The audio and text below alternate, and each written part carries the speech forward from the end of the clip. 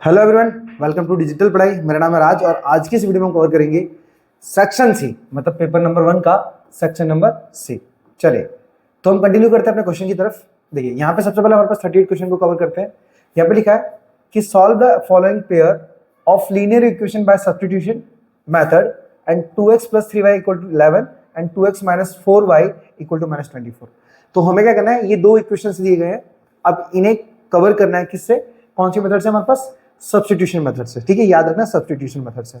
Method बहुत ही easy है। सबसे पहले आपको क्या ध्यान देना है कि हमारे पास दोनों इक्वेशन में सबसे पहले x या y, इन दोनों इक्वेशन में प्लस होना चाहिए। तो देखो y हमारे पास यहाँ माइनस में और y यहाँ पे प्लस में है, तो आपको y लेना ही नहीं है। तो अब देखना है हमारे पास x, तो x देखो ये भी प्लस में और वो भी प्लस में, एग्जैक्ट इनकी वैल्यू भी सेम है, तो हमारे लिए ये बहुत ही ईजी हो जाएंगे। तो सबसे पहले हम क्या करेंगे, इन दोनों को इक्वेशन मान लेंगे, इक्वेशन नंबर 1 और यहाँ पे इक्वेशन नंबर 2। ठीक है, डायरेक्ट उठा लेते हैं हम, लिखेंगे यहाँ पे फ्रॉम इक्वेशन 1 एंड इक्वेशन 2, दोनों को ले लेते हैं।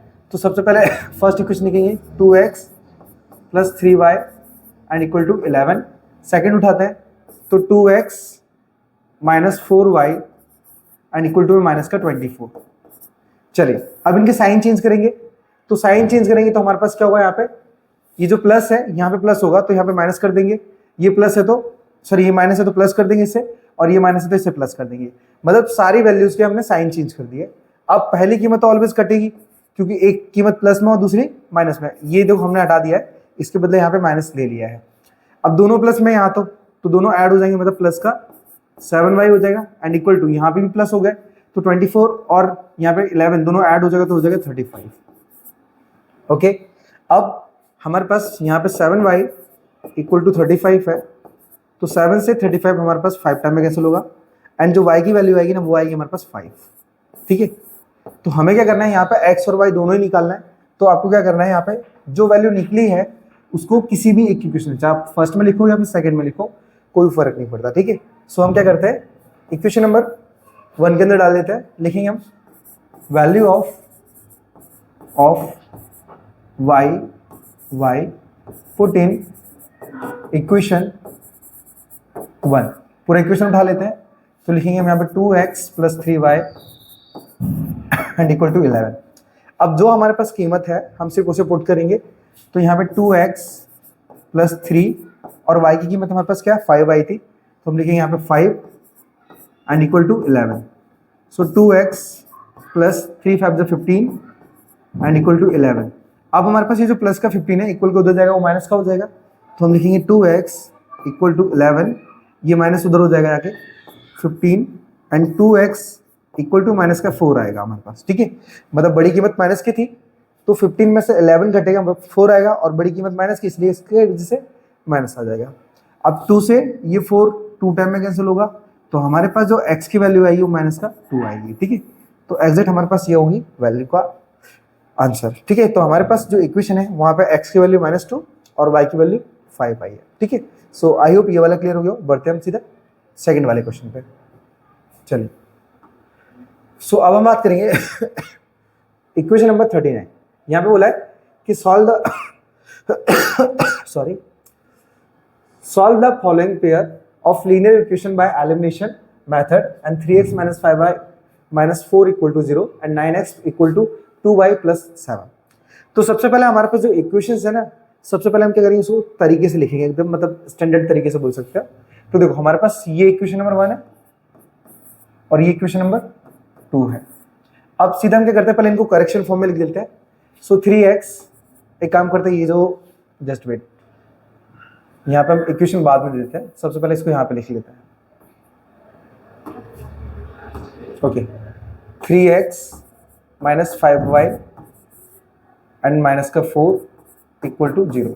देखो हमारा जो इक्वेशन होता है ना, वो हम क्या करेंगे, जो भी हमारे पास वेरिएबल्स होते हैं वो हमारे लेफ्ट साइड में होते हैं और जो भी कांस्टेंट वैल्यू होती है वो हमारी राइट साइड में होती है। ठीक है, तो ये माइनस का 4 इक्वल के उधर लेके जाएंगे, तो हमारे पास हो जाएगा ये 3x - 5y and equal to में प्लस का 4। ठीक है, तो ये हमने इक्वेशन 1 माना था, ये हो जाएगा हमारे पास इक्वेशन नंबर 2। अब हमारे पास सही मेथड है ना, यही है मतलब इक्वेशन का। ठीक है, सीधा हम नेक्स्ट उठा लेते हैं, तो नेक्स्ट हमारे पास क्या दिया है, 9x equal to 2y and plus का 7 है, ये इक्वेशन नंबर 3 है। अब यहाँ पे 2y आगे लेके जाएंगे क्योंकि वो वेरिएबल है हमारा, तो 9x minus 2y and equal to आएगा यहाँ पे 7, ये इक्वेशन हो जाएगा हमारे पास 4। अब हमें क्या करना है, अब ध्यान देना है, हमने क्या किया, दोनों इक्वेशन को देखो, हमारे पास जो मेन इक्वेशन है एक 2 है और एक 4 है। अब दोनों इक्वेशन को चेक करना है, क्योंकि देखो ऑलवेज क्या होता है एलिमिनेशन मेथड में, हमारे पास x या y दोनों इक्वल होना चाहिए। तो देखो हमारे पास x की बात करते हैं हम, तो x दोनों प्लस में है, बट यहाँ पे डिफरेंस किस चीज का है, यहाँ पे वैल्यू का, क्योंकि यहाँ पे जो x है वो मतलब 9 है और यहाँ पे जो x है वो 3 है, ठीक है। तो मतलब हमें फर्स्ट इक्वेशन में 3 से मल्टीप्लाई करना पड़ेगा, तब वो फोर्थ इक्वेशन के इक्वल बन पाएगा, ठीक है। तो यहाँ पे स्टेटमेंट डालेंगे मल्टीप्लाई बाय 3 ऑफ इक्वेशन 2, ठीक है। चलो सीधा 2 उठा लेते हैं, तो 3x minus 5y and equal to में 4। तो मल्टीप्लाई करेंगे तो दोनों तरफ 3 से मल्टीप्लाई करेंगे। अब 3 का 3 से करेंगे तो ये 9x माइनस 3 5 जा 15y एंड इक्वल टू 4 3 जा हमारे पास 12। अब ये जो इक्वेशन बनेगा ना हमारे पास, ये हमारे पास एग्जैक्ट मैन इक्वेशन बनेगा। रीजन है ये है कि एग्जैक्ट हमारे पास क्या ना, ये जो इक्वेशन है यहाँ पे जो x की वैल्यू हमें इक्वल चाहिए थी, तो हमारे पास 9x यहाँ पे भी आ गई और 9x यहाँ पे भी आ गई, ठीक है। तो हमारे पास जो 4 और 5th ये दो इक्वेशन मैन होंगे। हम सीधा यहाँ पे स्टेटमेंट लेंगे फ्रॉम इक्वेशन कौन कौन सा है, 4 एंड 5, ठीक है। तो सीधा उठा लेते हैं हमारे पास, तो 9x minus 2y and equal to 7। अब 5 वाला उठाते हैं, तो यहाँ पे 9x minus 15y equal to में 12। चलो अब इनके साइन चेंज करते हैं, तो साइन चेंज कैसे करेंगे, सबसे देखो हमारे पास जो साइन कुछ नहीं है ना, यहाँ पे वहाँ प्लस होता है, तो प्लस का माइनस हो जाएगा, माइनस है वो प्लस में चेंज हो जाएगा और प्लस है वो माइनस में चेंज हो जाएगा। तो पहली वैल्यू हमारे पास कैंसिल हो जाएगी। अब दूसरी वैल्यू देखो बड़ी संख्या प्लस में है, तो ये 15 में से अगर 2 घटेगा ना, तो यहाँ पे प्लस का 13y आएगा, 13y एंड इक्वल टू, यहाँ पे बड़ी कीमत माइनस में है तो यहाँ पे माइनस, और 12 में से 7 घटेगा तो लगभग हमारे पास कितना बचेगा, 5 बचेगा, तो यहाँ पे आएगा 5। अब 13 अपॉन में चला जाएगा, तो y इक्वल टू 13 अपॉन में नहीं, just wait a few minute, -5 है यहाँ पे, 13 y के साथ है तो 13 अपॉन में जाएगा, तो यहाँ पे आएगा माइनस का 5/13, ठीक है। अब जो वैल्यू हमें मिली है ना, हमें क्या करना है, उस वैल्यू को किसी भी एक इक्वेशन में पुट कर देना। तो देखो मेरे हिसाब से ना कौन सी वैल्यू इजी लग रही है, just wait a few minute, एक काम करते हैं, ओके हम ये इक्वेशन नंबर 2 में रख देते हैं। हमारे पास जो इक्वेशन नंबर 2 है, देखो यहाँ पे 3rd में डाल देते हैं क्योंकि वही वाला यहाँ पे दिया हुआ है। चलो सो लिखेंगे वैल्यू ऑफ y 14 इक्वेशन 3।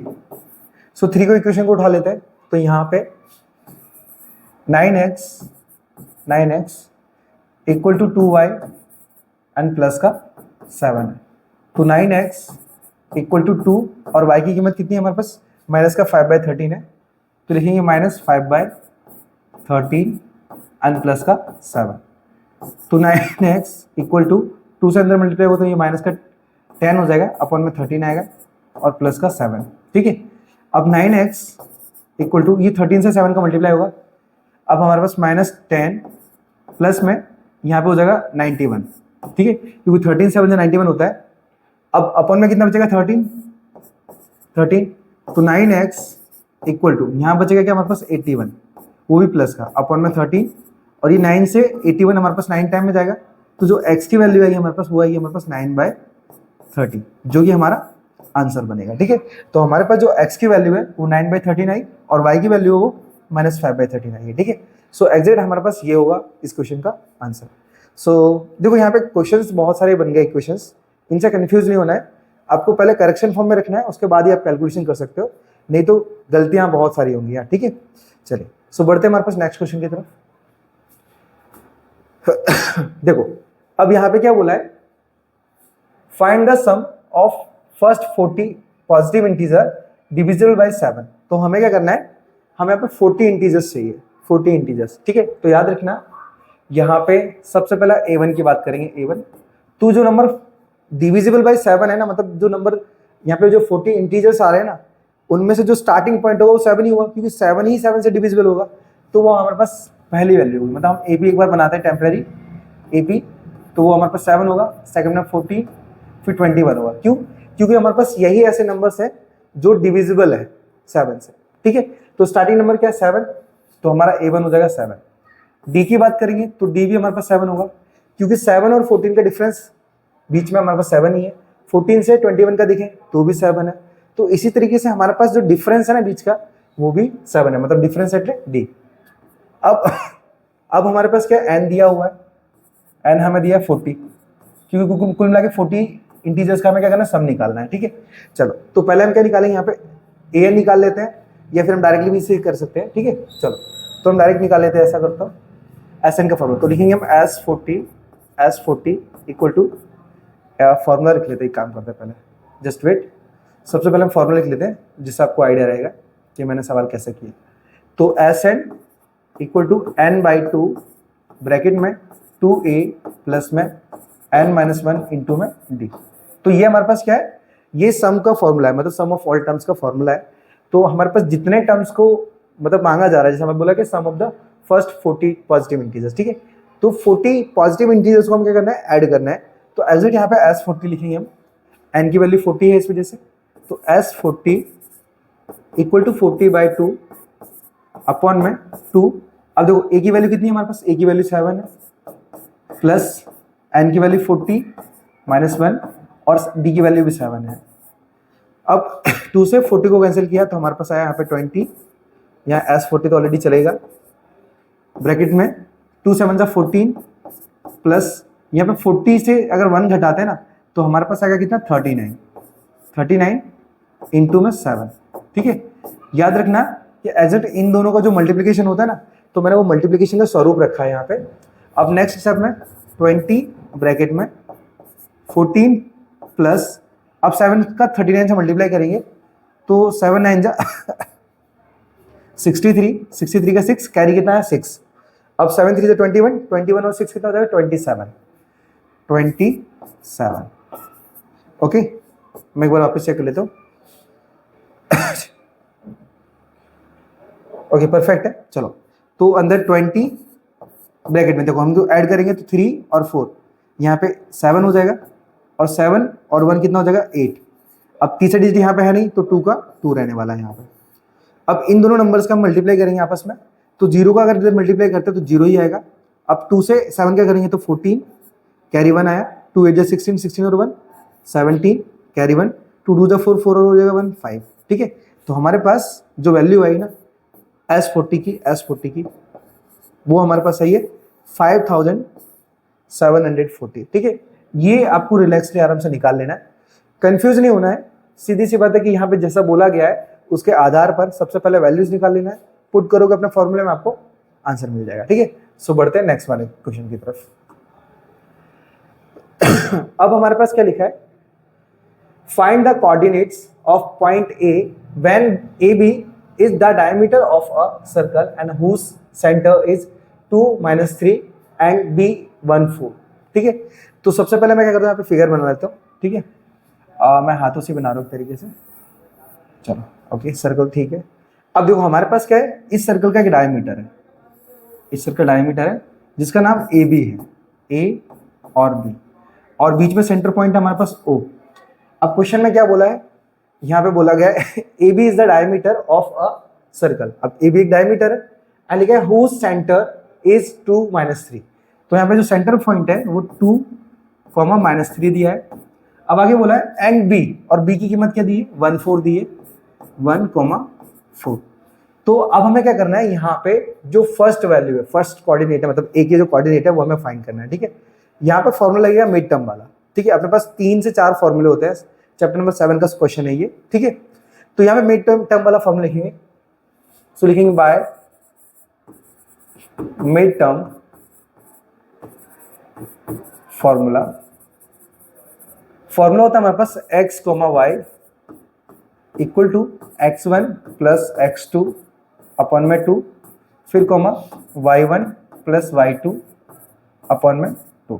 ठीक है, तो देखो हमारे पास जो वैल्यू यहाँ पे x और y आती है ना, ये एग्जैक्ट ये मिड वैल्यू होती है। ठीक है, और मिड वैल्यू तो हमें दी गई है, तो हम उस वैल्यू की जगह यहाँ पे लिख देंगे 2 कोमा -3 एंड इक्वल टू, अब x1 की कीमत क्या है, देखो यहाँ पे ना तो हमारे पास x1 दिया है और ना ही हमारे पास y1 दिया है। ठीक है, ना तो हमारे पास x1 दिया है और ना ही y1 दिया है, तो हम क्या करते हैं, उनको एज इट इज पुट कर देते हैं, एज इट इज पुट कर देते हैं, यहाँ पे x1 और y1 लिख देते हैं। ठीक है, क्योंकि ये कोऑर्डिनेट्स है हमारे, तो हम यहाँ पे लिखेंगे x1 की कीमत क्या है, x1 प्लस x2 की कीमत क्या है, तो x2 की कीमत हमारे पास क्या है, यहाँ पे 1 आ रही है, तो लिखेंगे हम 1 अपॉन में 2, अब यहाँ पे कॉमा, y1 की कीमत क्या है, तो y1 की कीमत y1 ही है, प्लस y2 की कीमत क्या है, तो y2 की कीमत हमारे पास 4 है, तो लिखेंगे 4/2। अब हमारे पास देखो ये जो वैल्यू x होगी ना, x इस x का इस x वाले से कंपेयर होगा। ठीक है, तो हम यहाँ पे लिख सकते हैं 4 वैल्यू ऑफ x। ठीक है, तो ये x के लिए है। अब यहाँ पे क्या करेंगे हम, यहाँ से जो वैल्यू x के लिए लेंगे, तो यहाँ पे 2 इक्वल टू, यहाँ पे दिया है x1 प्लस 1 अपॉन में 2, ये 2 से 2 का मल्टीप्लाई करेंगे तो ये हो जाएगा 4 एंड इक्वल टू, यहाँ पे x1 प्लस 1 है, ये 1 को उधर पहुँचाएंगे तो 4 माइनस 1 इक्वल टू बचेगा x1, मतलब जो हमारे पास x1 की कीमत निकलेगी वो निकलेगी क्या 3। ठीक है, 3, तो हमारे पास यहाँ जो x है या फिर x1 बोलो, कोई दिक्कत नहीं है, उसकी वैल्यू हमारे पास 3 आई है। अब हम y के लिए निकालेंगे। ठीक है, सो वैल्यू ऑफ y। ठीक है, सो वैल्यू y निकालते हैं, तो यहाँ पे -3 इक्वल टू, यहाँ से y1 प्लस 4/2 क्रॉस मल्टीप्लाई, तो 2 का 3 से हो जाएगा तो -6 इक्वल टू y1 प्लस 4, ये 4 को इधर लाते हैं तो -6 माइनस का 4 हो जाएगा यहाँ पे इक्वल टू आएगा y1, दोनों ऐड होंगे तो -10 इक्वल टू में y1 हो जाएगा, जिसे हम y1 इक्वल टू -10 भी लिख सकते हैं। सो कहने का मतलब ये है कि हमारा जो फर्स्ट कोऑर्डिनेट है वो 3 और -10 आया है। ठीक है, यहाँ पे जो वैल्यू आई है हमारे पास, वैल्यू 3 और -10 आई है। ठीक है, सॉरी थोड़ी तकलीफ, मतलब तबीयत अच्छी नहीं है। चलिए, सो आई होप क्लियर हो गया होगा किस प्रकार से मैंने फाइंड किया। यहाँ पे आपको फॉर्मूले सारे याद करने पड़ेंगे। ठीक है, अगर फॉर्मूले आपको याद रहेंगे तभी जाके आपको सवाल आ पाएंगे। ठीक है, चलिए बढ़ते हैं नेक्स्ट क्वेश्चन की तरफ। ओके, तो हमारे पास जो 42 क्वेश्चन दिया है, यहाँ पे क्या लिखा है, find the coordinates of the points of trisections of the line segment joining 4 -1 and -2 -3। मतलब हमारे पास क्या है, फर्स्ट एंड लास्ट इनके जो कोऑर्डिनेट्स हैं वो हमारे पास ये दिए गए हैं, ये हमारे पास ए कोऑर्डिनेट है और ये हमारे पास बी है। अब बोला है कि हमारे पास एक लाइन है, कुछ इस टाइप से एक लाइन है, उसके कोऑर्डिनेट हमारे पास ए और बी है। ठीक है, वैल्यू लिख देते हैं उसकी, तो हमारे पास यहाँ पे 4 -1 और दूसरे दिया हमारे पास -2 -3। ठीक है, अब इस लाइन को ट्राइसेक्शन में तोड़ दिया गया है। ठीक है, मतलब हमारे पास क्या बीच में 2 पॉइंट्स और आए हैं, P और Q। तो हमें क्या करना है, ये P के कोऑर्डिनेट और Q के कोऑर्डिनेट इन दोनों को फाइंड करना है। ठीक है, अब हमारे पास क्या है, अगर मैं पहले P की वैल्यू फाइंड करता हूँ ना, तो P क्या करेगा हमारे पास, इनको 1:2 में तोड़ेगा इनको, मतलब बोल सकता हूँ हमारे पास कि यहाँ पे जो रेशियो बनेगा ना वो A और P का 1 बनेगा और P और B का 2 बनेगा। ठीक है, तो इस हिसाब से हमारे पास जो M1 होगा वो हमारे पास 1 होगा और M2 होगा वो हमारे पास होगा 2। ठीक है, क्योंकि उनका मैं P पॉइंट निकाल रहा हूँ, तो A से लेके P तक का 1.1 रेशियो होगा और P से लेके B तक का हमारे पास 1 और 2 होगा। ठीक है, चलो अब हम यहाँ पे क्या करेंगे, फॉर्मूला लगाएंगे ट्राइसेक्शन का, सॉरी क्या बोलते हैं, कोऑर्डिनेट्स का। ठीक है, तो लिखेंगे हम यहाँ पे कोऑर्डिनेट का formula x, y equal to m1 x2 plus m2 x1 upon में m1 प्लस m2। नेक्स्ट में फॉर्मूला होगा हमारे पास m1 y2 plus m2 y1 upon में m1 प्लस m2। अब जो भी है उस वैल्यू को हम यहाँ पे पुट करेंगे तो इक्वल टू, अब यहाँ पे देखो ये जो कोऑर्डिनेट निकल रहा है यहाँ पे x और y वो p पॉइंट के ही है, ठीक है।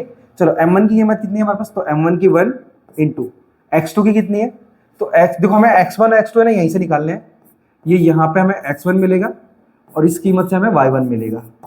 इधर जाएंगे तो हमारे पास यहाँ पे x2 मिलेगा और यहाँ पे y1 मिलेगा, सॉरी y2 मिलेगा, ठीक है। अब उस कीमत को हमें यहाँ पे रखना है, ठीक है, कोऑर्डिनेट वाले ये फॉर्मूले पे। देखो x2 की कीमत कितनी है, तो वो -2 प्लस m2 की कीमत 2 है इंटू x1 की कितनी है 4 अपॉन में 1 प्लस 2 होगा, क्योंकि यहाँ पे m1 और m2 की कीमत क्या है 1 और 2 है, तो इस वजह से 1 और 2 होगा, ठीक है। फिर कोमा, अब m1 की कीमत क्या पे, तो 1 इंटू y2 की कीमत कितनी है -3 प्लस m2 की 2 इंटू में y1 की कीमत -1 है अपॉन में 1 प्लस 2 यहाँ पे भी आएगा क्योंकि वो m1 प्लस m2 है, तो एग्जैक्ट वही रहने वाला है हमारे पास। अब नेक्स्ट में यहाँ पे 1 से अगर मैं -2 का मल्टीप्लाई करूँगा तो -2 प्लस 2 4 जा हो जाएगा ये 8 और अपॉन में आएगा 3। नेक्स्ट में चलेंगे हमारे पास, तो 1 से 3 का मल्टीप्लाई करेंगे तो ये -3 और यहाँ पे ये प्लस माइनस माइनस हो जाएगा, 2 से 1 का मल्टीप्लाई करेंगे तो 2 और अपॉन में आएगा 3। अब नेक्स्ट स्टेप में ये -2 8 में से जब घटेगा ना तो प्लस का 6 बचेगा यहाँ पे और अपॉन में आएगा 3 एंड यहाँ पे -2 और -3 जब ऐड होंगे तो ये माइनस का 5/3 आएगा एंड 3 से ये 6 2 टाइम में कैंसिल हो जाएगा।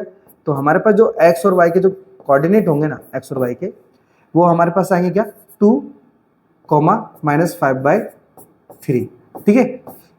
आई होप क्लियर हो गया हो कि हमने क्या किया, ये 3 से 6 को 2 टाइम में कैंसिल किया, वो 2 यहाँ पे रख दिया और 3 से और 5 कैंसिल तो होगा नहीं, तो ये -5/3 आएगा।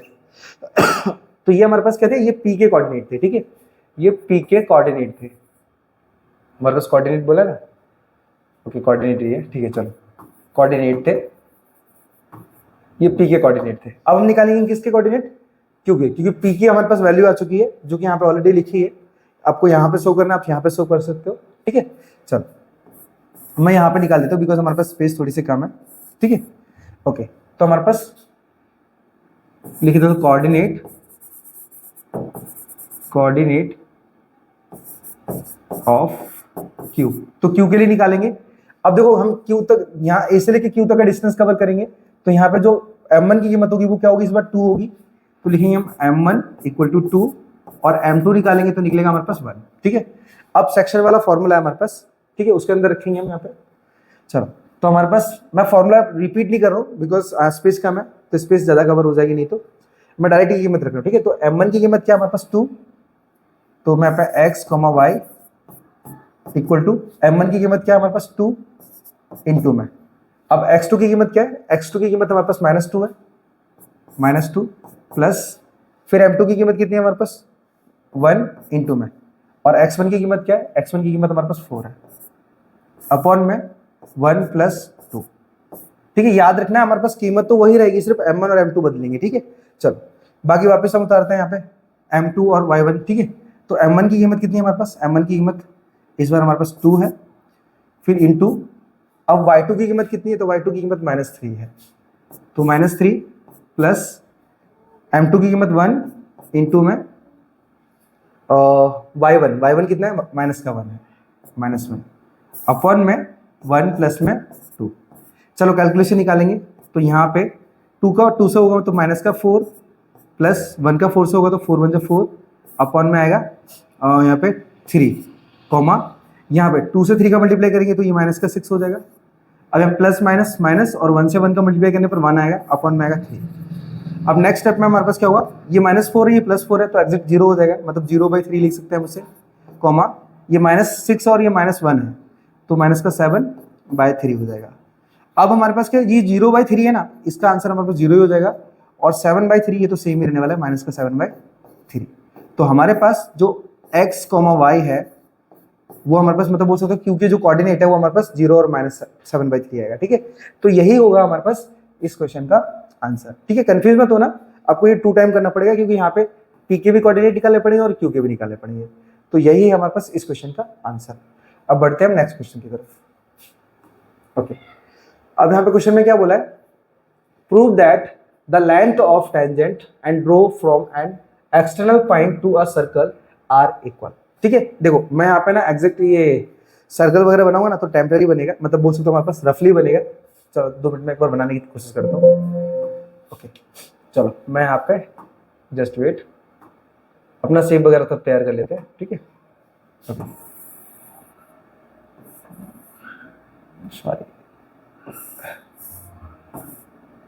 ओके तो हमने क्या किया, एक सर्कल ले लिया। ठीक है, टेम्पररी बनाया थोड़ा सा, और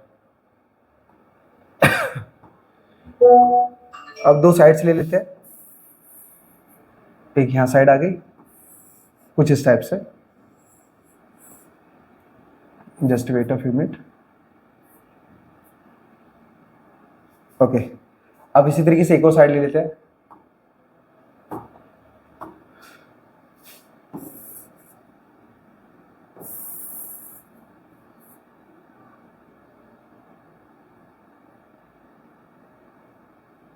ओके तो अब फिगर तो हमारा बन चुका है। अब मैं डायरेक्टली इसको ओपनली कर लेता हूँ प्रॉपर।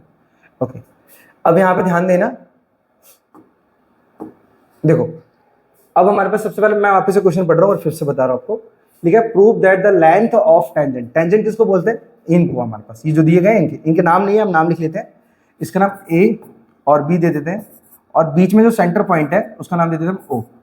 अब इनको मैं आपस में ऐड कर दूंगा, मतलब मैच कर दूंगा कुछ इस टाइप से। ठीक है, और यहाँ पे जो एंगल बनेगा ना ये 90 डिग्री का बनेगा, यहाँ पे भी सेम, ऊपर भी ये भी 90 डिग्री का एंगल बनेगा। ठीक है, तो हमें प्रूव क्या करना है, हमें प्रूव करना है कि जो पी ए है ये पी बी के इक्वल है, हमें ये प्रूव करना है। ठीक है, तो उसके लिए हम क्या करेंगे, एक लाइन ज्वाइन करेंगे कुछ इस टाइप से डैश डैश करके। ठीक है, तो हमारे पास 2 ट्रायंगल है, एक ट्रायंगल का ऊपर है और दूसरा ट्रायंगल नीचे है। अब पहले ट्रायंगल वो दूसरे ट्रायंगल से हम कॉन्ग्रुएंट प्रूव करेंगे, और वो कॉन्ग्रुएंट से हमारे पास ये जो साइड होगी वो इक्वल प्रूव हो जाएगी। ठीक है, तो हम लिखेंगे टू प्रूव, अब प्रूव क्या करना है हमें, जो पी ए है इक्वल टू पी बी है। ठीक है, मतलब बोल सकते हैं कि P A equal to P B, इन दोनों साइड्स को हमें आपस में इक्वल बताना है। चलो तो सबसे पहले हमारे पास 2 ट्रायंगल है, एक पहला और दूसरा, मैंने हिंट दिया ऑलरेडी। चलो तो सबसे पहले हम लिखेंगे इन ट्रायंगल, देखो इन, जस्ट वेट ये ले लेते हैं। सो इन ट्रायंगल, पहला ट्रायंगल कौन सा है, P A O, P A O, and दूसरा ट्रायंगल नीचे वाला P B O, triangle P B O. अब यहाँ पे हमारे पास दोनों ट्रायंगल्स में क्या होता है कि जब हम क्या करते हैं किसी को कॉन्ग्रुएंट प्रूव करते हैं तो हमें 3 पॉइंट निकालने होते हैं। ठीक है, तो हमारे पास जो पहला पॉइंट होगा ना वो क्या होगा, दोनों एंगल 90 डिग्री के, सबसे पहला दोनों एंगल 90 डिग्री के। ठीक है, तो हम लिखेंगे angle A equal to angle B, both 90 degree. ठीक है, दोनों का दोनों जो एंगल है वो 90 डिग्री का, इस वजह से देखो दूसरा पॉइंट क्या होगा हमारे पास, दूसरा हमारे पास ए ओ और बी ओ बराबर होगा, क्योंकि देखो हमारे पास अगर एक ही सर्कल की 2 रेडियस के बारे में बात करेंगे तो रेडियस हमेशा इक्वल ही होती है एक सर्कल की। तो हम लिख सकते हैं A O equal to B O. ठीक है, रेडियस ऑफ सेम सर्कल,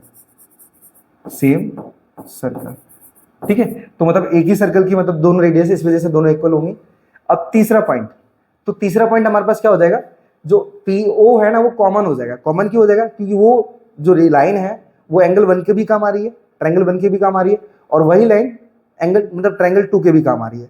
तो ऐसी लाइन हमारे पास कॉमन हो जाती है, तो हम लिखेंगे सीधा P O equal to P O, ये हमारे पास हो जाएगा कॉमन।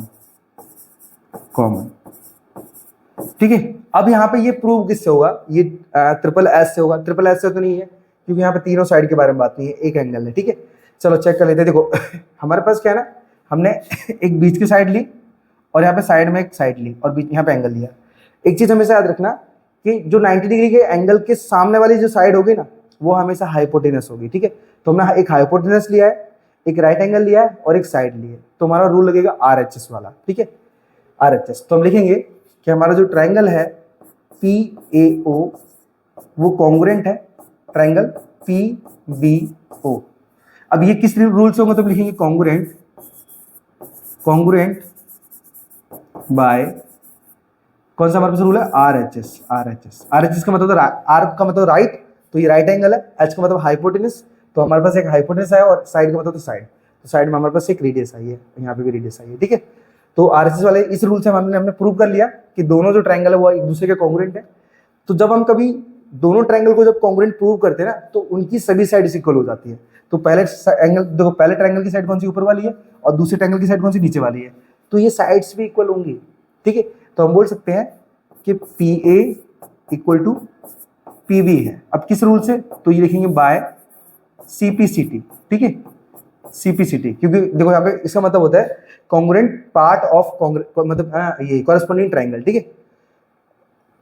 कॉरेस्पॉन्ड ऐसे भी ले सकते हैं, corresponding part of congruent triangle. So कहने का मतलब ये कि ये कॉरेस्पॉन्डिंग पार्ट बन जाएंगे ए पी ए और पी बी, ठीक है। तो इस वजह से दोनों हमारे पास जो साइड्स हैं, टेंजेंट्स हैं, वो दोनों इक्वल प्रूव हो जाएंगे, ठीक है। तो यही होगा हमारे पास इस क्वेश्चन का आंसर। सो बढ़ते हैं नेक्स्ट क्वेश्चन की तरफ। अब हमारे पास क्या लिखा हुआ है कि टू कॉन्सेंट्रिक, देखो concentric circles are of radius 41 centimetre and 40 centimetre. देखो यहाँ पे मुझे वापस एक बार सर्कल बनाने पड़ेंगे। चलो तो मैं सर्कल तैयार कर लेता हूँ पहले, just wait a few minute, insert circle, okay चलिए।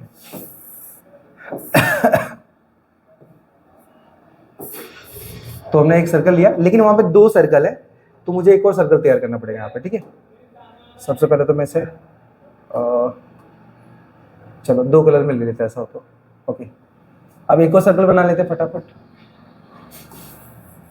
चलो ये हमने मिड में रख लिया, ठीक है, ये बीच में रख लिया। हाँ कलर कोई भी दे दो, कोई फर्क नहीं पड़ता। ओके चलो हमने ये वाले रखे। अब मैं सीधा चलता हूँ अपने पास ओके क्वेश्चन पे। अब क्वेश्चन को समझते हैं, उसके बाद हम वापस से उसको तैयार करते हैं। यहाँ पे लिखा है two concentric circles are of radius 41 centimetre, और एक का नाम है मतलब एक का रेडियस है 40 सेंटीमीटर, ठीक है। एक का 41 है, दूसरे का 40 है। अब लिखा है find the length of tangent, ठीक है, या फिर बोल सकते हो find the length of chord. Chord किसको बोलते हैं, जो हमारे पास सर्कल के बीच में होती है, मतलब बोल सकते हो हमारे पास कोई सर्कल होता है, सर्कल से सर्कल को टच करती है। लेकिन यहाँ पे कंडीशन ये दी गई है कि chord of the larger circle, मतलब बड़े सर्कल का हमारे पास कॉर्ड होना चाहिए। दूसरी बात विच टच द स्मॉलर सर्कल। अब वही कॉर्ड स्मॉल सर्कल को भी टच कर रहे हैं, मतलब हमें क्या करना है, यहाँ पे एक लाइन और तैयार करनी है कुछ इस टाइप से, जस्ट वेट। ओके आप देख पा रहे होंगे कि हमने जो लाइन बनाई है ना, वो लाइन टच कर रही है, ठीक है। जस्ट वेट, ओके मैं यहाँ पे इसको थोड़ा हाईलाइट कर लेता हूँ, ब्लैक कर देता हूँ इसको, ब्लैक। ओके तो अब है ना, आपको ना प्रॉपर तरीके से दिख रही होगी, ठीक है। जहाँ पे हमने एक कॉर्ड तैयार की है, जस्ट वेट इसको फुल कर लेते हैं, ठीक है। जहाँ पे हमने एक कॉर्ड तैयार की है, 2 मिनट, ओके। तो ये जो कॉर्ड है ना, वो यहाँ पे छोटे सर्कल को टच कर रही है, ठीक है। अब हमें क्वेश्चन में क्या बोला है कि एग्जैक्ट यहाँ पे देखो हमारे पास एक सेंटर पॉइंट है।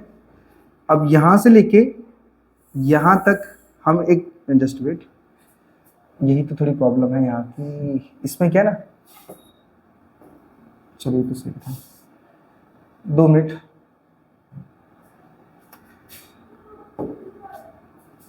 मुझे वापस से लेना पड़ेगा, यहाँ पे एक लाइन ड्रॉ करनी पड़ेगी।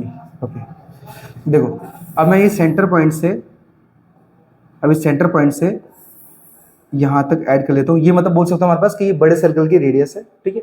अब एक और हम ले लेते हैं, ठीक है, और इसको हम बनाते हैं छोटे सर्कल की रेडियस, ठीक है, छोटे सर्कल की रेडियस कुछ इस टाइप से।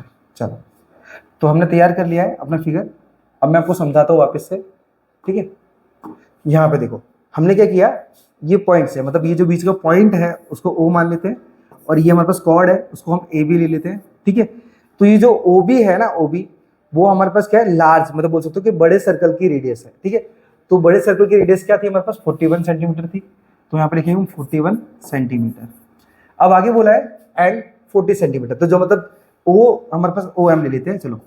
और जो ओ एम है वो एक छोटे सर्कल की रेडियस है, तो उसकी वैल्यू कितनी है, 40 सेंटीमीटर है, तो यहाँ पे आएगा हमारे पास 40 सेंटीमीटर।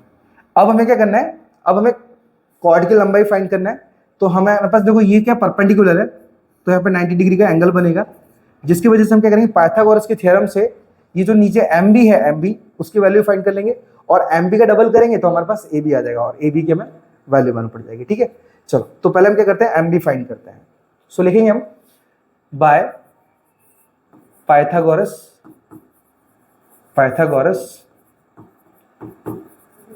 थ्योरम। ठीक है, चलो तो फॉर्मूला क्या होगा हमारे पास, फॉर्मूला होगा हाइपोटेनस का स्क्वायर इक्वल टू बेस का स्क्वायर प्लस में परपेंडिकुलर का स्क्वायर। तो हमारे पास हाइपोटेनस क्या है, हाइपोटेनस देखो हमेशा 90 डिग्री के सामने वाली साइड होती है, तो वो ओ बी है, और ओ बी की वैल्यू कितनी है, 41 है। तो 41 का स्क्वायर इक्वल टू बेस कितना दिया है, बेस तो हमारे पास है ही नहीं एम बी, तो हम एम बी का एम बी लिख देते हैं, एम बी का स्क्वायर प्लस परपेंडिकुलर क्या दिया, परपेंडिकुलर हमारे पास ओ एम है, तो ये 40 का स्क्वायर हो जाएगा। चलो अब देखो 41 का स्क्वायर निकालेंगे, देखो मुझे भी है ना 41 का याद नहीं है, 40 का याद नहीं है, तो अब क्या करो, एकदम सिंपल सिस्टम है कि 41 का स्क्वायर कैसे निकालोगे, पहले 1 का स्क्वायर निकालोगे तो ये 01 आएगा, और 4 का निकालोगे तो 61 आएगा। ठीक है, अब हम क्या करेंगे, 4 से 1 का मल्टीप्लाई, तो 4 1 4 और 4 2 8। ठीक है, तो हमारे पास आएगा 1681 आएगा हमारे पास 41 का स्क्वायर, तो 1681 equal to M B square plus में 40 का स्क्वायर हमारे पास 1600 आएगा। अभी 1600 इक्वल के इधर दे देंगे, तो हमारे पास 1681 माइनस का 1600 इक्वल टू बचेगा हमारे पास एम बी स्क्वायर, माइनस करेंगे तो यहाँ पे 81 बचेगा, एंड इक्वल टू आएगा एम बी का स्क्वायर, स्क्वायर इधर देंगे तो ये संख्या रूट में आ जाएगी 81, एंड इक्वल टू आएगा हमारे पास एम बी। तो मतलब अगर मैं रूट 81 निकालता हूँ ना, तो हमारे पास आएगी वैल्यू 9, मतलब हम बोल सकते हैं कि हमारे पास जो एम बी की वैल्यू है वो 9 आई है। अब मैंने आपको क्या बताया कि जो हमारे पास वैल्यू एम बी की 9 आई है, तो 9 का हम डबल करेंगे तो हमारे पास ए बी बन जाएगा। ठीक है, तो हम बोल सकते हैं यहाँ पे A B equal to 2 M B. ठीक है, तो ए बी इक्वल, अब 2 एम बी की कीमत कितनी है हमारे पास, एम बी की कीमत 9 निकाली हमने, तो ए बी इक्वल टू हमारे पास 18 सेंटीमीटर हो जाएगा, 18 सेंटीमीटर। ठीक है, तो ये हो जाएगा हमारे पास हमारे कॉर्ड की लेंथ। ठीक है, सो आई होप क्लियर हो गया हो कि किस प्रकार से मैंने यहाँ पे ए बी फाइंड किया। ठीक है, यहाँ पे थोड़ा सा फिगर बनाने में प्रॉब्लम आ रही थी, बिकॉज क्या ये पीपीटी है, और पीपीटी में थोड़ा सा प्रॉब्लम थी, मैंने फिगर ऑलरेडी नहीं बनाया था, आपके सामने बना के दिखाया है। ठीक है, चलो सो बढ़ते हैं हमारे पास नेक्स्ट क्वेश्चन की तरफ। अब हमारे पास क्वेश्चन में क्या लिखा है, the following tables show the ages and of the patients and admitted in a hospital during a year. ये शायद मुझे लगता है मोड निकालना था, just wait a few minute, mode निकाला यहाँ पे। ओके, मोड क्वेश्चन नंबर 45 है, 45 ओके, देखिए आपको दिख रहा होगा यहाँ पे सेक्शन सी के अंदर हमारे पास यहाँ पे मोड निकाला था, जस्ट वेट।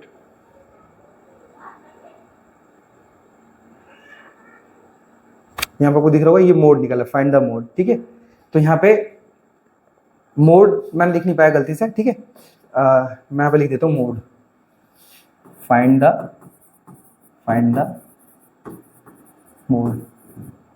चलो अब मोड फाइंड करना है, फाइंड कैसे करना है पहले समझना। सबसे पहले हम कीमत को मानेंगे। अब कीमत कैसे मानना है आपको देखना, हमें सबसे पहले जो भी वैल्यू दी गई है हमारे पास पेशेंट्स की, इसके अंदर सबसे बिगेस्ट वैल्यू देखनी है। तो सबसे बड़ी वैल्यू कौन सी दिख रही है आपको, 23, तो हमारे पास ये हो जाएगा F1। ठीक है, इसके ऊपर वाली वैल्यू हो जाएगी हमारे पास F0, और उसके नीचे वाली वैल्यू हो जाएगी हमारे पास F2। ठीक है, जिसे F1 माना है उसके जस्ट सामने वाली वैल्यू हमारे पास L होगी, मतलब L इक्वल टू हमारे पास 35 होगा। जस्ट वेट, मुझे थोड़ा सा इसको साइड में लेना पड़ेगा। ओके, एक काम करते हैं, ये हमारे पास जो 35 है ना, ये हमारे पास L हो जाएगा। ठीक है, L की वैल्यू हो जाएगी, और H हमारे पास कितना है, 10 है, क्योंकि 5 से 15, 15 से 25 मतलब 10 का डिफरेंस है। ठीक है, तो मैं यहाँ पे लिख लेता हूँ, हमारा जो L है वो 35 है, H है वो 10 है, F1 है वो हमारे पास कितना है, 23 है, F2 है वो हमारे पास 14 है, और F0 है वो हमारे पास 21 है। ठीक है, और किसी की वैल्यू चाहिए नहीं, तो इतना इनफ है। चलो अब मोड का फॉर्मूला लगाएंगे हम, तो लिखेंगे हम यहाँ पे Z equal to L plus यहाँ पे F1 माइनस F0 अपन में 2F1 माइनस F0 माइनस का F2। और इंटू में आएगा हमारे पास h। अब हम क्या करेंगे, यहाँ पे आपस में कैलकुलेशन निकालेंगे। तो इक्वल टू एल की कीमत कितनी लिखी है, एल की कीमत दी है हमारे पास 35, तो लिखेंगे हम 35 प्लस F1 की कीमत कितनी है हमारे पास, तो 23 है, तो 23 माइनस F0 कितना दिया है, F0 दिया है हमारे पास 21, तो यहाँ पे 21 अपॉन, अब देखो जो F1 की कीमत है उसका हम 2 से मल्टीप्लाई करेंगे तो हमारे पास 2F1 आ जाएगा। तो F1 कितना है 23, 23 टू जा हमारे पास कितना होगा 46 होगा। सो 46 माइनस F0 की कीमत 21 है, माइनस F2 की कीमत हमारे पास कितनी है 14 है, 14 इंटू में H की कीमत हमारे पास 10 है। अब इक्वल टू 35 प्लस ब्रैकेट में 23 में से अगर मैं 21 माइनस करता हूँ ना तो एग्जैक्ट अपॉन में यहाँ पे 2 बचेगा।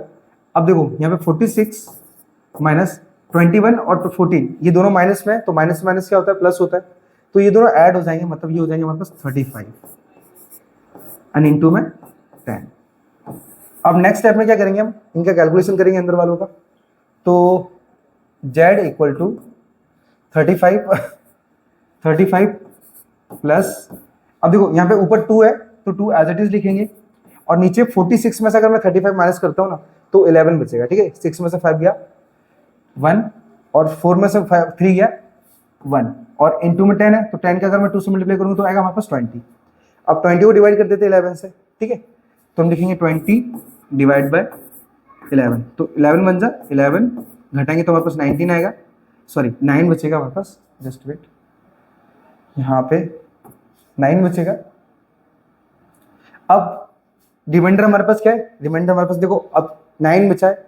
अब हमारे पास क्या है, कोई कीमत भी नहीं है जो मैं उतारने वाली हूँ, तो हम क्या करेंगे यहाँ पे पॉइंट लेके 0 ले लेंगे, ठीक है। तो 11 8 जा 88 हो जाएगा, 88 माइनस करेंगे तो हमारे पास 2 बचेगा, पॉइंट है फिर से 0 ले लेंगे। अब देखो हमने क्या किया था 20 से स्टार्ट किया था डिवाइड करना और 20 पे बात पहुंच गई है, तो इतना ही ना हमारे पास 1.8, यही हमारे पास 20 मतलब 20 को डिवाइड करने पर 11 मतलब बोल सकता हूँ हमारे पास 20 को 11 से डिवाइड करने पर 1.8 वैल्यू मिली है, ठीक है। तो हम क्या करेंगे यहाँ पे लिखेंगे z इक्वल टू 35 प्लस में 1.8, ठीक है। तो z इक्वल टू इन दोनों को ऐड करेंगे तो ये 36.8 हमारे पास आंसर होगा, ठीक है, 36 point answer. So I hope ये वाला 36.8 आंसर कैसा है आपको ये भी क्लियर हो गया हो, ठीक है। बढ़ते हैं हमारे पास इसके नेक्स्ट क्वेश्चन पे, जो कि इस एक्सरसाइज का लास्ट क्वेश्चन है, ठीक है। और बाई चांस अगर कोई मिस्टेक्स हुई हो मुझसे तो एज आप कमेंट कर सकते हो, तो मैं उस मिस्टेक्स को कवर करने की कोशिश करूंगा, ठीक है।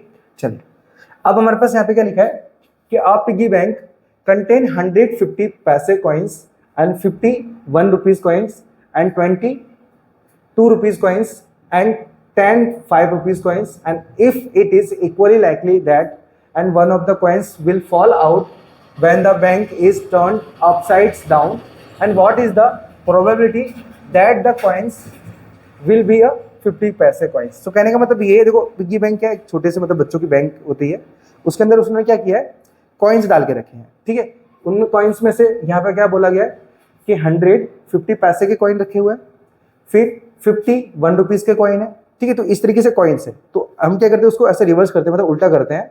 उल्टा करने पर एक कोई सिक्का गिरता है और वो सिक्का 50 पैसे का हो सकता है, 5 रुपए का हो सकता है, या फिर 1 रुपए का हो सकता है, ठीक है। तो हमें उसकी प्रोबेबिलिटी बतानी है। तो सबसे पहले हम क्या करेंगे इन सभी सिक्कों को टोटल करेंगे, ठीक है। सो लिखेंगे यहाँ पे सबसे पहले हम टोटल करेंगे, तो लिखेंगे 5 rupees coin, 5 just rupees coin. अब 5 रुपीज का कॉइन कितना है हमारे पास, अच्छा 5 नहीं, पहले हम 50 लेते हैं, 50 पैसे का ले लेते हैं, ठीक है, क्योंकि पहले 50 पैसे की बात की गई है। सो 50 पैसे कॉइन, ठीक है। नंबर ऑफ कॉइन 50 पैसे ऐसे करके भी लिख सकते हैं। तो यहाँ पे कितने दिए 100 दिए गए हैं, ठीक है 100। अब नेक्स्ट में हमारे पास आता है, तो इस बार 1 रुपीज के बता रहे हैं, तो 1 रुपीज कॉइन, तो ये कितने हमारे पास 50 है, ठीक है। नेक्स्ट में हमारे पास कितना है 2 रुपीज का कॉइन थे, 2 रुपीज के कॉइन, तो ये हमारे पास कितने 20 है, यहाँ पे लिखा है 20, ठीक है, ये 20 है। अब नेक्स्ट में हमारे पास क्या है 5 रुपीज के कॉइन है, सो 5 रुपीज के कॉइन, रुपीज कॉइन, ठीक है। अब यहाँ पे जो कॉइन है कॉइन इक्वल टू कितना आएगा हमारे पास 5 रुपीज़ की कॉइन, यहाँ पे 5 रुपीज़ का कॉइन 10 बताया हमारे पास, तो हम 10 ऐड कर लेते हैं, ठीक है। अब हमें क्या करना है, आगे चेक करें तो कोई और तो नहीं बचा, तो ओके कोई भी नहीं है। अब इन सब को हम क्या करते हैं, ऐड कर लेते हैं, ठीक है। तो हम टोटल निकालेंगे यहाँ पे, तो देखिए टोटल इक्वल टू 180 ये कॉइन है, ठीक है। मतलब जो टोटल कॉइन है वो हमारे पास 180 है, ठीक है। देखो 100 और 51 मतलब 150 हो गया, 150 में 20 ऐड करेंगे तो 170 हो गया, और 170 में 10 ऐड करेंगे तो 180 हो गया, ठीक है। तो हमारे पास 180 कॉइन्स हो गए। अब आगे क्वेश्चन में क्या बोला है, उस क्वेश्चन के ऊपर हम डिमांड मतलब सॉल्व करेंगे। तो सबसे पहले हमारे पास बोला P ऑफ E1, ठीक है। ये पहला इवेंट, इस वजह से फॉर्मूला होता है हमारे पास फेवरेबल आउटकम अपॉन में टोटल आउटकम, ठीक है। सो इक्वल टू, अगर देखो आपको स्टेटमेंट देनी है ना ऊपर कि नंबर ऑफ 5 रुपीज कॉइन, तो भी आप दे सकते हो, क्योंकि इससे क्या होगा, आपकी कॉपी कवर होगी और अच्छा भी दिखेगा। अब फेवरेट आउटकम क्या हमारे पास है, फेवरेट आउटकम बोला था हमारे पास पहले में 50 पैसे का, तो 50 पैसे का कॉइन कितने हमारे पास 100 है, तो लिखेंगे हम 100 अपॉन में टोटल कॉइन कितने हमारे पास 80। अब इनको पॉइंट्स 0 से 0 काट देंगे, और हमारे पास 2 के टेबल में 10 भी आता है और 18 भी आता है, तो देखो 2 5 10 एंड अपन में 2 9 18, तो हमारे पास जो प्रोबेबिलिटी होगी वो होगी हमारे पास 5/9, ठीक है। चलो अब बात करते हैं हम सेकंड वाले की, तो लिखेंगे हम सेकंड वाले में लिखेंगे हमारे पास will not be of 5 rupees coin, ठीक है। 5 रुपीज कॉइन। अब देखो यहाँ पे 5 रुपीज का कॉइन नहीं है, बाकी सारे हैं। तो देखो अगर मैं 5 रुपीज के कॉइन हटाता हूँ, 5 रुपीज का कॉइन 10 है, तो हम क्या करेंगे, 10 को हटाएंगे तो हमारे पास 20 50 और 100 ये 170 हो जाएंगे। तो हमारे पास P of E2 equal to यहाँ पे फेवरेबल आउटकम अपॉन में टोटल आउटकम। एक बात याद रखना कि जितनी बार यहाँ पे कुछ पूछा जा रहा है उतनी बार आपको फॉर्मूला रखना है, क्योंकि फॉर्मूला रखने से क्या होगा ना, थोड़ा सा आपकी इमेज बनेगी, मतलब बोल सकते हो कि एज इट सामने वाले को लगेगा हाँ बच्चे को आता है अच्छी तरीके से, मतलब है ना, शो करना अपने क्वेश्चंस को, आंसर को, ठीक है। अब यहाँ पे फेवरेबल आउटकम कितना हो रहा था, 170 हो रहा था, तो लिखेंगे हम 170 डिवाइड बाय 180, 0 से 0 कैंसिल करेंगे तो हमारे पास वैल्यू आएगी 17/18, और यही हमारे पास सेकंड वाले का आंसर होगा। अब थर्ड वाले में क्या बोला है कि will be a 1 rupees coin, अब 1 रुपीज का कॉइन बोला है, तो हम तीसरा स्टेटमेंट ले लेते हैं। तीसरे स्टेटमेंट क्या है, विल बी 1 रुपीज कॉइन, ठीक है। इस बार मैं फॉर्मूला नहीं बता रहा हूँ, डायरेक्ट बता देता हूँ। So P of E3 and equal to, अब हमारे पास 1 रुपए का कॉइन की बात कर रहे हैं, तो 1 रुपए का कॉइन कितने 50 है हमारे पास, तो लिखेंगे ऊपर 50 अपॉन में, अब टोटल कितने 180 है हमारे पास, तो लिखेंगे 180, 0 से 0 को कैंसिल करेंगे एंड 5 से 118 कटेगा नहीं, तो हमारे पास जो वैल्यू आएगी ना P ऑफ E3 की वो आएगी 5/18, ठीक है। तो ये हमारे पास होगी हमारे पास इस क्वेश्चन की प्रोबेबिलिटी। सो आई होप ये जो सारे क्वेश्चन है वो आपको पूरी तरीके से क्लियर हो गया। सो मिलते हैं हम नेक्स्ट वीडियो में, तब तक के लिए राधे राधे।